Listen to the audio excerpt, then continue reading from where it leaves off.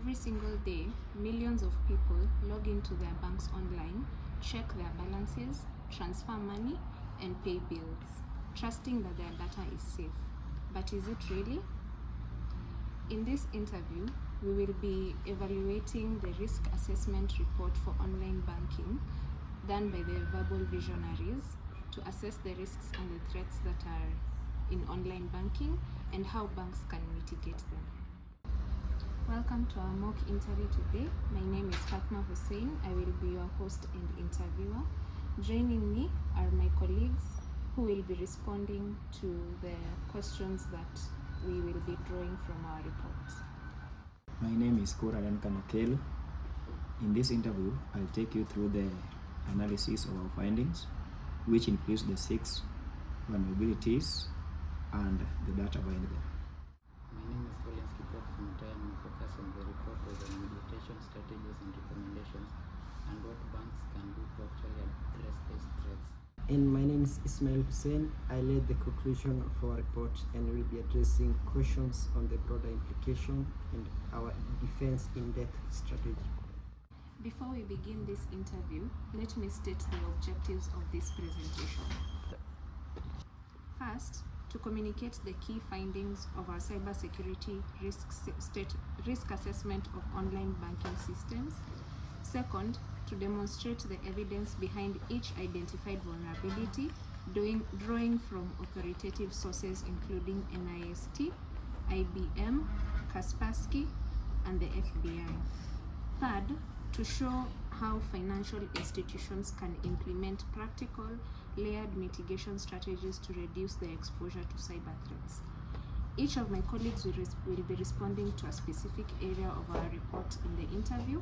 Let us begin the interview. My first question is for Kura Duncan. Your report uses 2 frameworks to assess cybersecurity risk. Can you explain what these frameworks are and why the group chose them? Absolutely. Our assessment is built on 2 complementary frameworks. So the first framework is on the National Institute of Standards and Technology Framework 2.0, the NIST. So this gives us a 5 structured function model. The first one is identify, the second one is protect, the third model is detect, then we have the fourth model, which is very key, which is respond, and lastly we have recover. So this framework is trusted globally by financial institutions such as banks because it provides a complete life cycle approach to cybersecurity risk management. The second framework goes with what we call MITRE, ART, and CK, which is an enterprise matrix.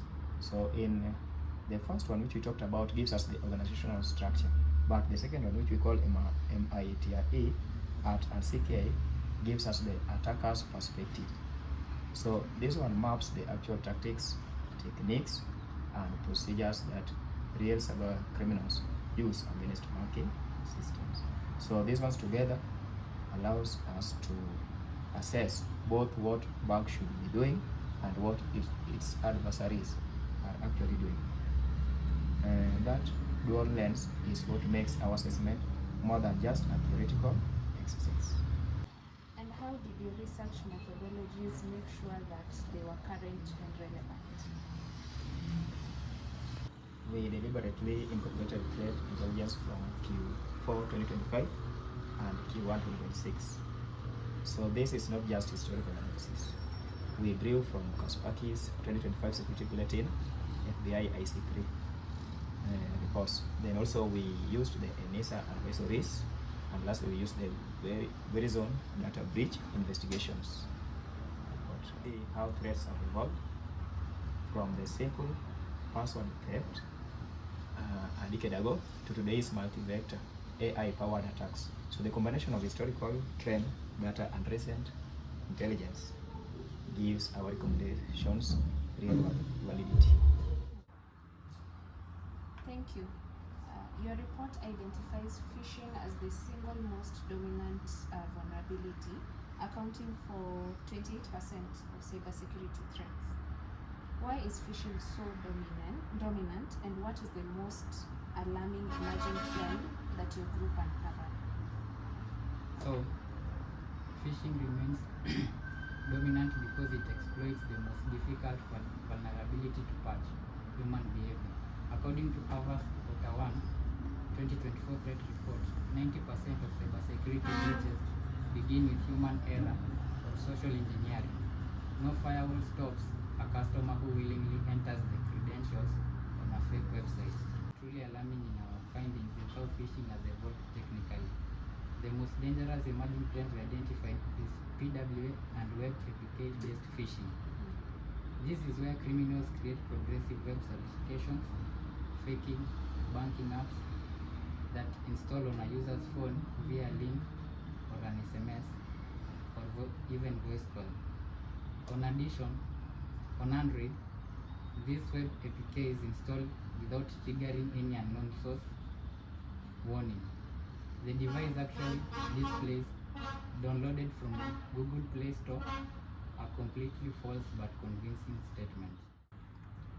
Weak authentication in our report is the second ranked vulnerability. Can you explain for us what credential stuffing is and why multi-factor authentication is one of the most important security investments a bank can make? Stuffing is an attack where cyber criminals take username and password combinations, typically stolen in bridges of other platforms, and systematically try them against banking websites.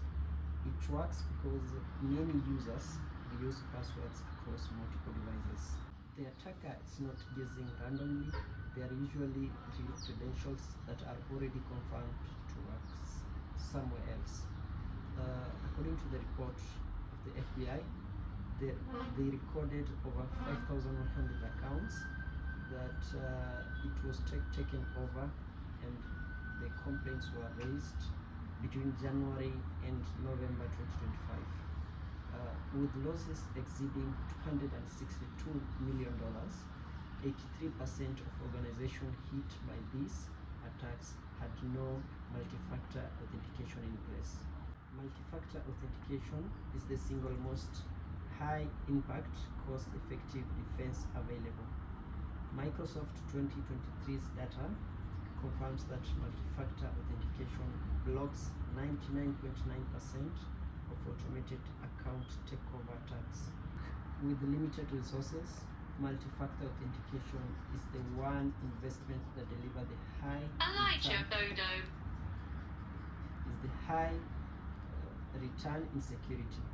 A credential-stuffed account with multi-factor authentication enabled is simply inaccessible to the attacker. The stolen password alone is worthless. Back to you, Duncan. The report references the Equifax data breach as a case study.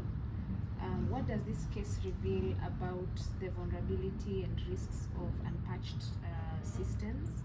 And what does the data say about the cost of this kind of vulnerability? True. The Equifax breach that was discovered in 2017 is one of the most instructive cases in cybersecurity history. Attackers exploited a known vulnerability in Apache Scripts, a web application framework. Then Apache had been available for months. Equifax had not applied it, so the result came up with 48 databases compromised, and 147 million people had their personal data exposed or leaked. So, and a reputational and financial disaster from which the company took years to recover. And the lesson is not that zero-day vulnerabilities are the biggest risk. It is that non-documented vulnerabilities in unpatched systems cause the most damage. Our report shows a 72% increase in security breaches between 2021 and 2023, as discussed earlier, which attributed directly to software vulnerabilities and also outdated systems in our companies. Okay. Banks increasingly rely on third-party suppliers and providers for APIs and to deliver their digital services. Your report warns that this poses a risk. can you explain what a supply chain attack is in online banking and what the group recommends to address this? Okay. A supply chain attack is when an attacker does not target the bank directly. They target the third-party vendor that has privileged access to the bank systems. Think of a payment processor, a cloud infrastructure provider, or a detection software supplier. If that vendor is compromised, the attacker inherits their trusted sources into the bankers' networks, bypassing the bank owner's perimeter defenses entirely. Okay, our recommendations is a two-way approach. First, rigorous vendor screening and monitoring. Banks must conduct security audits of third-party contractors, enforce contractual security standards, and continuously monitor for anomalies in vendor API behavior. Second, trusted partner or an internal application must be authenticated and authorized independently. The final technical question is, the report recommends a multi-layered defense in-depth system as a solution.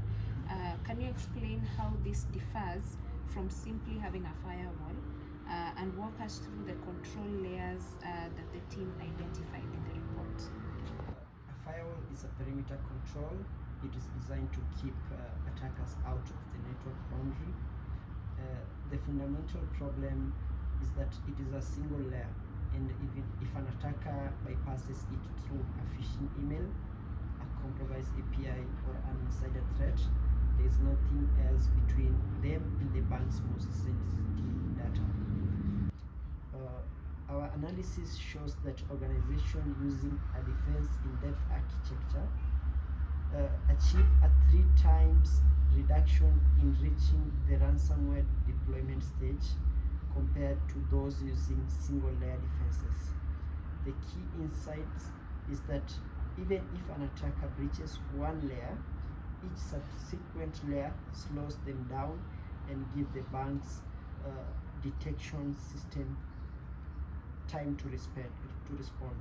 One final question for all the members in the group. If there is one message from the report that a customer using online banking watching this video should do or should take away, what is it? Cybersecurity, as I conclude, I can say, is not only the responsibility of the bank, but it also relies with the customers. As a customer, I can say that they need not to click any SMS, which we normally call the phishing messages, that comes from any person rather than from the bank. Instead, they should go to the official bank website or use the official bank apps so that they can avoid any threat. In conclusion, banks should enable multi-factor authentication on every banking account you have. It is the single most effective action a customer can take. It makes a stolen person completely useless for an attacker. In conclusion, the users should understand that the real threat is real and growing. A 35% year-on-year increase in ransomware against financial institutions is not an abstract statistic. It is your money, your data, and your trust that is at stake. Quick. To conclude our report, the banks that will survive and earn long-term customer trust are those that treat cybersecurity not as a checkbox, but as a core strategic priority. Thank you for watching. This has been the Verbal Visionaries Cybersecurity Risk Assessment Interview, Communication Skills Unit, January to April semester. Thank you.